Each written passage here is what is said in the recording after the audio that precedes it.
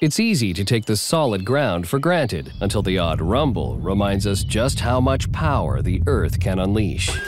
One of the most bizarre results of an earthquake happened in 1811 in the state of Missouri. The magnitude 8 quake lifted up the land so high that it created a dam, causing part of the Mississippi River to temporarily flow backwards. Quakes measuring over 8 on the Richter scale happen on average about once a year. They release the same punch as a 1 gigaton bomb, or 5,000 times the size of the bomb dropped on Nagasaki at the end of World War II. So where does all that energy come from?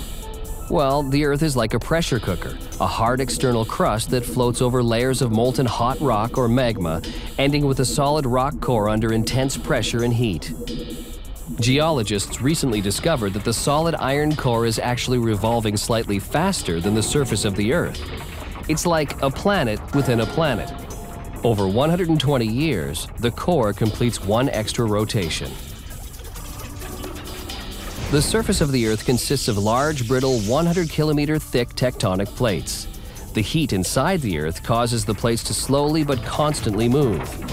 Their collisions create seismic waves or ground vibrations, so powerful that they rip apart the Earth's crust. In 1935, physicist Charles Richter developed a method to measure and compare the magnitude of earthquakes, inventing the Richter scale. Going a whole number higher on the Richter scale is a 10-fold increase in the strength of the seismic vibrations. So while an 8 is strong, remember what a 9.1 can do. In 2004, off the coast of Indonesia, under the sea, a whopping 9.1 strength earthquake hit. It was so big that it shook the Earth off its axis by 1 centimeter and caused ripple vibrations as far away as Alaska. Back at the epicenter, the force of the earthquake caused a tsunami. It displaced a huge tabletop of ocean water. That's what set up the massive waves. In deep water, a tsunami's 30-meter waves can travel 800 kilometers per hour. That's like a 9-story building moving faster than a Learjet.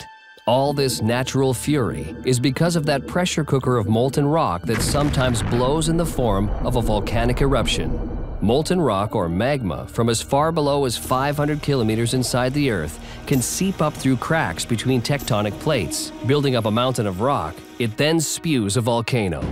Iceland is the largest volcanic island. Its entire surface was formed by eruptions from the mid-Atlantic ridge of volcanoes. Back in 1783, the Laki volcano erupted with a flood of lava that was 30 meters deep and 80 kilometers long. The worst volcanic eruption happened back in 1815, when Mount Tambora in Indonesia blew out 50 cubic kilometers of magma. It covered 500,000 kilometers of land and sea with 1 centimeter of ash. That's an area the size of Spain. In 1883, the volcano Krakatoa put so much dust into the Earth's atmosphere that sunsets appeared green and the moon appeared blue for almost 2 years. Turns out the tiny 1-micron ash particles scattered red light, but would allow other colors to pass. So the white moonlight shone through the clouds and appeared blue and sometimes green. Nothing stays still for long on this planet. Constantly shifting tectonic plates and the hot liquid core guarantee that there is no such thing as solid ground on this surface we call home.